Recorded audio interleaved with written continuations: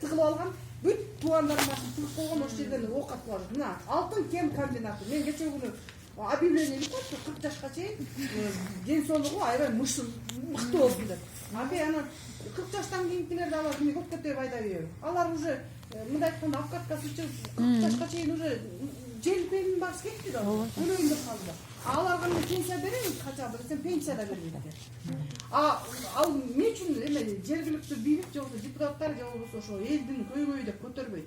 Эмне үчүн бир Кытай келип алып, мисалы үчүн кытайча сүйлө же болбосо эме Кытайдын өзүнүн келген ишкерлери оказывается жердин алдына кирбейт экен, жазылып атат. Тышында жүрөт экен. Алдына болсо эл кирет экен. Кыргызстар ошону кантип чыдап иштеп атышат ошол жерде? Мага түшүнүксүз болуп калды. Ошол жерге чыдап иштегенде мисалы үчүн ладно там бүгүн мисалы үчүн мен $1000 таптым. Эртеңки күнү мисалы үчүн ошол эле